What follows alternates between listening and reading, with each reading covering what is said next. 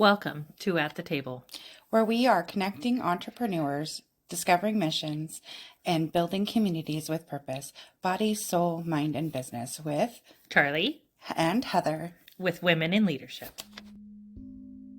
Welcome to the table. I'm Charlie. And I'm Heather, and we are super excited. Oh gosh, I said it again. It's so true. It's so descriptive of the joy that we feel when we're reaching and meeting new community members. We have a special story about how we met this wonderful human. Her name is Lori Tsugawa Whaley. She is a fabulous person, and just getting to know her is just magical. And it was magical how we got to know her because my oldest, she rented some books from the library, and in one of these art books from the library was this bookmark about Lori's amazing book, Let the Samurai Be Your Guide, which I can't wait to hear more about.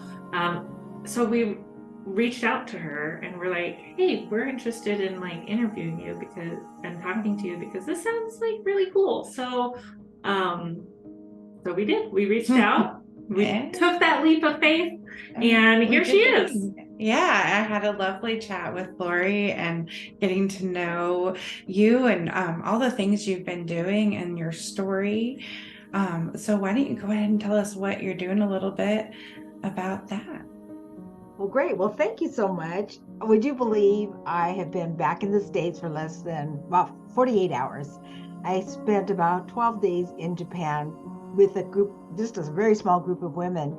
I plan to do that in the future because Japan is my happy place. And although it didn't start out that way, because I grew up in the 60s, a baby boomer, I was teased and bullied. And in fact, I just put that aside because it was too painful to deal with.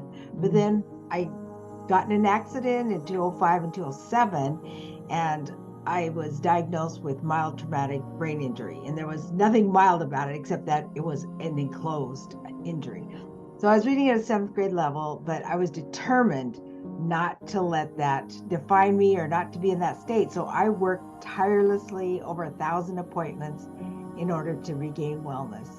And had I not done that, I wouldn't be here with you lovely ladies today. I'd be kind of sitting on the side, letting my husband take care of me. And I didn't want that because I was going to be a grandmother. Well, actually, I was a grandmother at that time, and it just wouldn't have worked.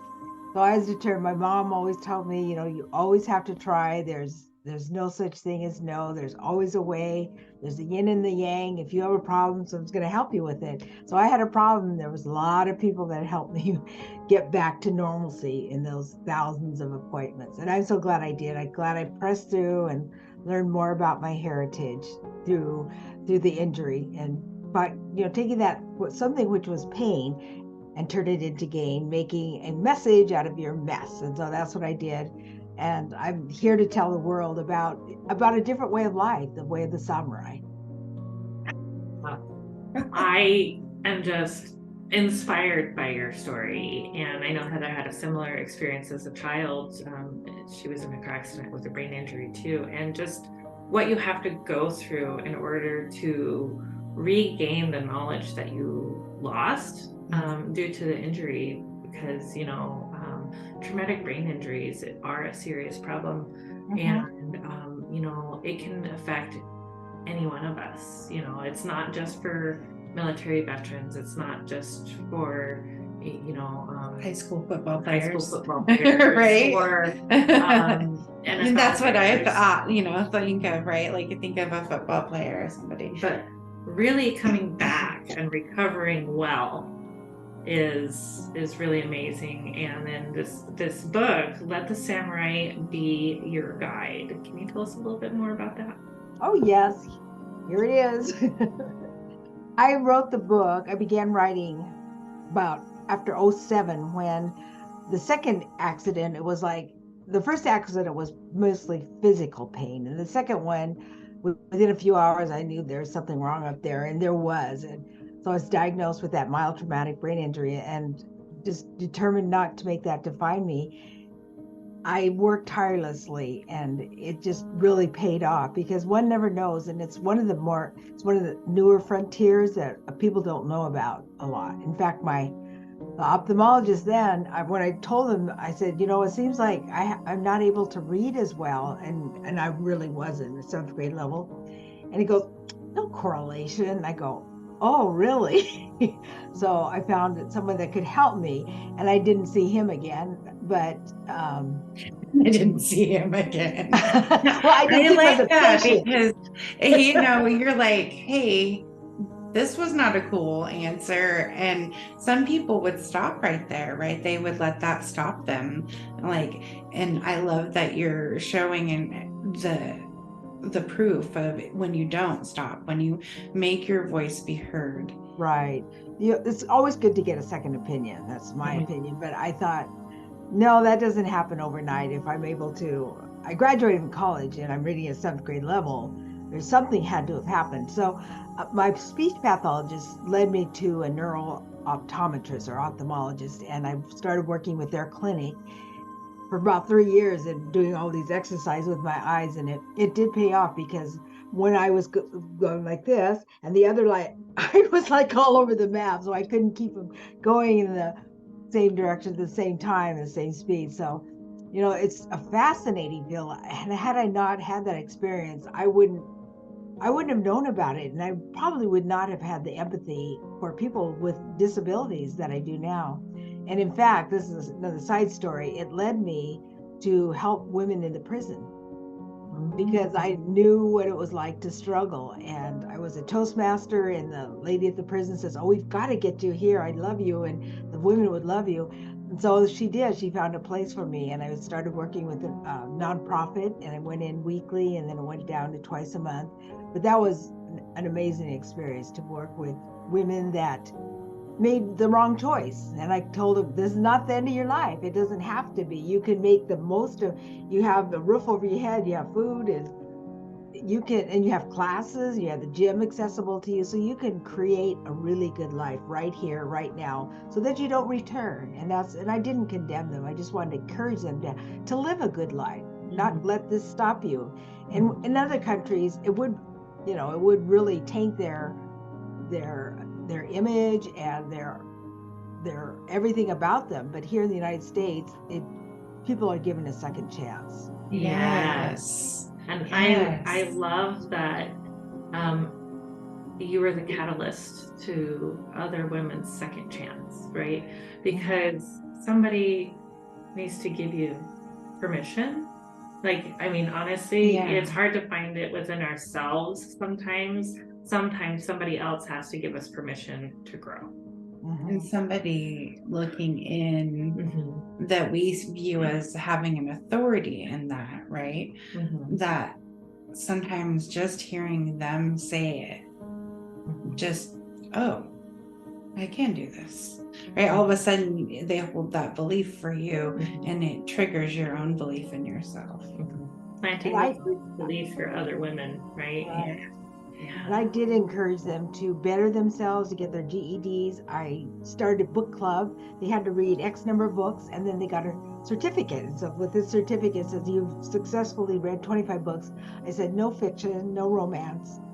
Everything has to be nonfiction. And it could be about science. I don't really care if that's something that interests you.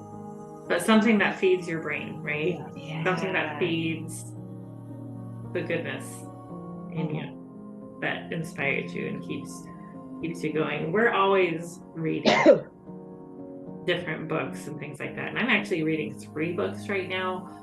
For the podcast, we're reading The Mastery of Love by Don Miguel Ruiz, and we're reading Career Self-Care by Minda Zetlin. So we have our inner workings book and then our business working book, but they're so interrelated. It's amazing. And then for my own personal mental business growth, I'm reading Pay Yourself First. So I feel like it's really good to keep feeding yourself all these good things that you want to learn, because I find that if I'm feeding myself, and I love me a good novel, don't get me wrong, but if I'm continually feeding myself, romance novels and things like that, I get in my own way. Right. And I Yeah. start, the negative mindset starts creeping in, and I have to be like, nope, gotta put that away. I have one romance novel I have been slowly reading for like a year. So I read all these good for me books, but then it's taking me a year to read this one romance novel because I'll read a chapter or two and then I'll put it away. Yeah. Because I'm of like, I just what's good for my mindset. And speaking of books that are good for the mindset, the Let Your Samurai Be Your Guide is just, I can't wait to read it. I love how you break it down into the different principles and make it really easy to apply. That was, I had the idea, and I worked with a book coach, and he kind of guided me along. And so for each one of the principles, I put a person, and they were either Japanese or Japanese American. And actually, the book is a tribute to my father's generation. They were the ones that were the second generations here in the United States, and they were put in prison. Really, they were taken away and without a trial. They did nothing to warrant that. So instead of rioting and bad mouthing, and what they did is they worked tirelessly. They made the most of the ground they were in. They were in Idaho, Twin Falls, Idaho, and that was a lot of sagebrush and very dusty, and it wasn't hospitable. No, and it wasn't awesome. No, it wasn't suited for agriculture, but they made it good, and they became a self-sufficient community. They grew, they had their own eggs and chickens and vegetables. They were really very creative for what, if you can imagine living in such sparse conditions, like a 20 by 20 room for a family with one little light bulb and a potbelly stove in one corner. So they had no running water in their rooms, let alone no privacy. So, but rather than, complaining and rioting and all that, they made the most, and they called it Shigata Ganai, can't be helped, or they just did it, and they went. And I'm amazed because some people did protest. They said, no, we're not going to go to war. We're not going to support the United States. And that's their choice. But most of the Japanese did say, I'll go. And a lot of them did. 33,000 Japanese Americans out of the camps went. Wow. They're the most decorated unit in the United States history for its size and length of time in service. Wow. Yeah. Yeah, they were without equal, and their stories just make me cry because of what the sacrifices that they made, so that not only our generation, the third and the fourth, but other immigrants from Japan as well as other Asian countries were able to benefit from their example. And they were amazing examples, like Senator Inoue and a lot of other very successful people, and very quiet but very professional, and business people and farmers. Like my dad was a farmer, and they were really good farmers too. So yeah, I have so much admiration for them. I wonder how I would have been if they had done that to me, taken me out of my house and say, we're going, and just no trial. But then I grew up in a different era too. But I'm very proud of them. And neither one of my grandfathers went there. Both my grandmothers did go, because they were both had passed away by that time.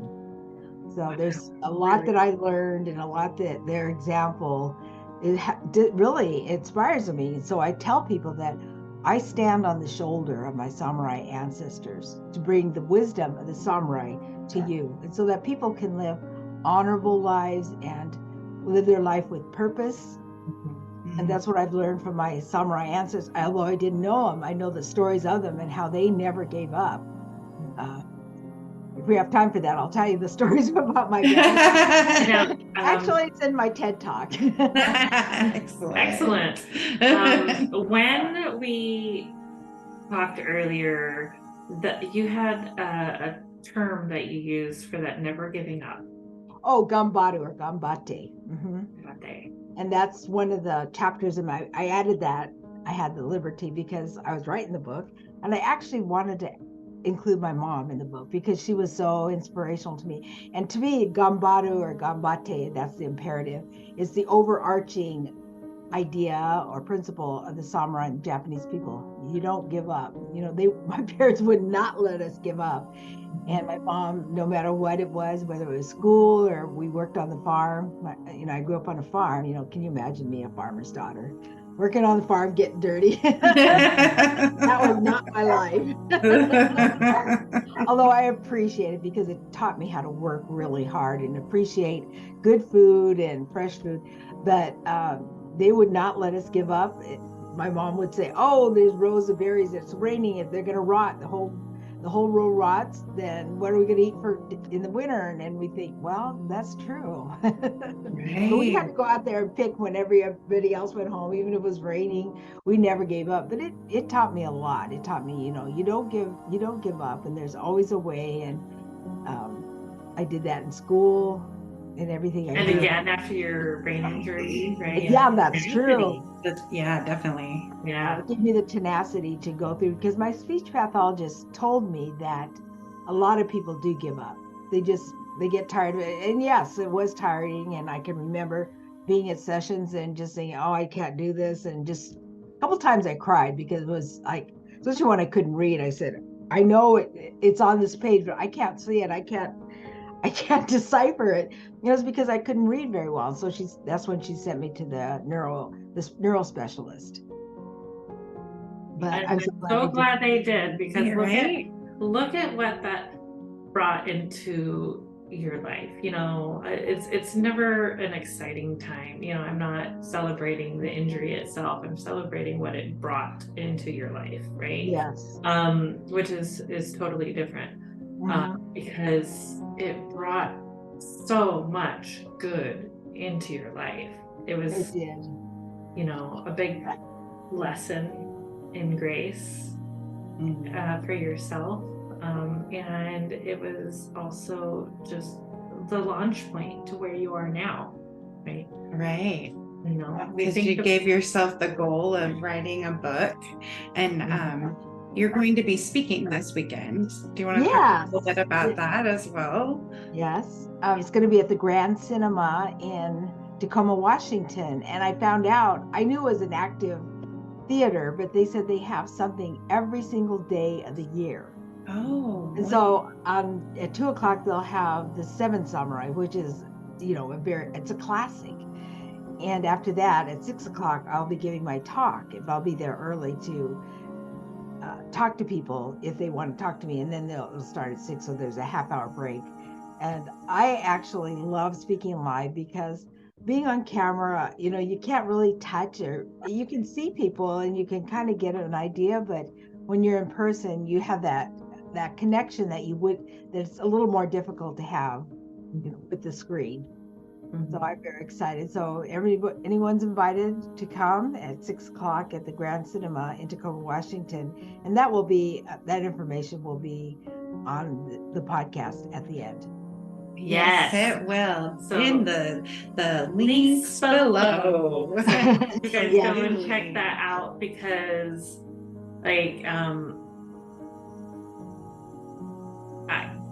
because when we interview you, we can only get this little tiny piece of all that you have to offer. And I think an opportunity to hear you speak live, you're right, there is a different element and connection with you. Mm-hmm. And so if you're even remotely drawn to Lori today and you're in the Pacific Northwest and you want to go check her out, you should. Maybe Tacoma area.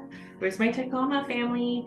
Right? I grew up in Tacoma. So I am going to shout this out to some people that I know coming up, because I think this would be really, really awesome for a lot of different people to, enjoy and experience. And Lori, I want to thank you so much for joining us today. It's been an amazing conversation with you.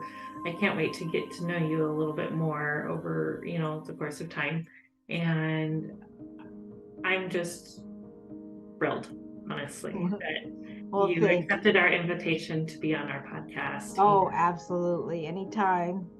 I love to speak. And at one time I really did not like to speak, but I was again put in a situation where I was forced to speak, and so I joined Toastmasters. Yeah.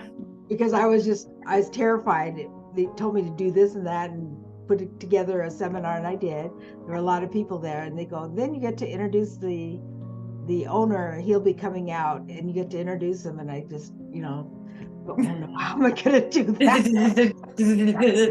Go the nails. Okay, so I went to our local Toastmasters group, and joined that, and I found out that I loved it. It helped me find my voice, and I absolutely love it, because Toastmasters is not about speaking, it's also about listening and communicating and having better relationships. I love it too. We this idea of Toastmasters keeps coming up for us, so I think we're gonna have to look into that soon. Every once in a while, it just really like, oh, it's in our face again. Like it's dangling there. Right? Most of them, many clubs are done virtually. In fact, I am in one, and we have people from literally all around the world. There are people. The person that the organizer is in Southern Cal, and there are people from China, people from Japan, people from India.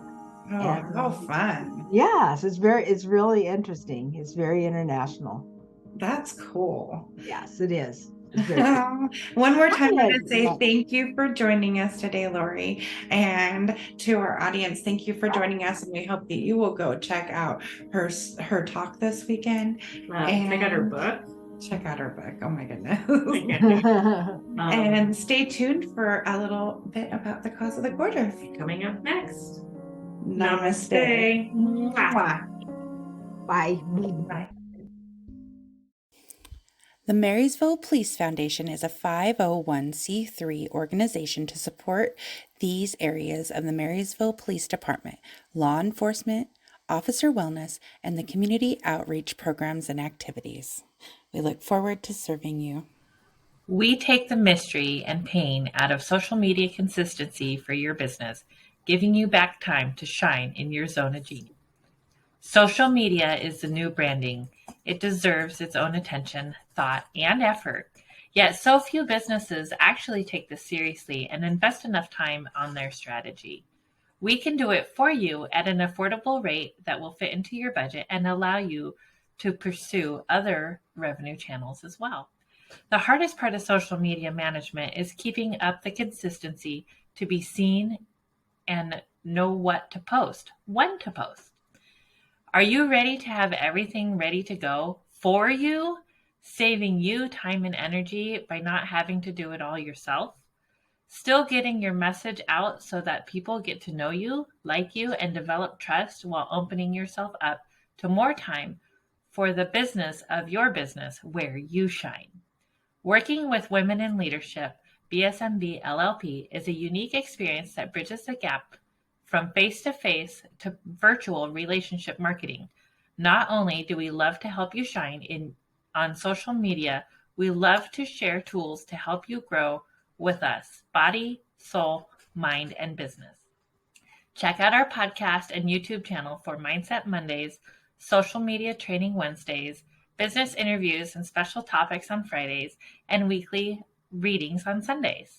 To schedule your consultation or podcast interview, head to our website, www.womeninleadershipbsmb.com. Our weekly readings on Sunday, our podcast, Mindset Monday, social media training with Heather on Wednesday, guest interviews and special topics on Fridays.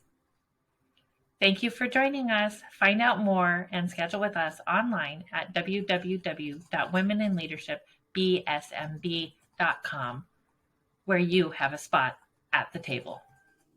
Thank you for joining in on the fun. Be sure to like and subscribe for more.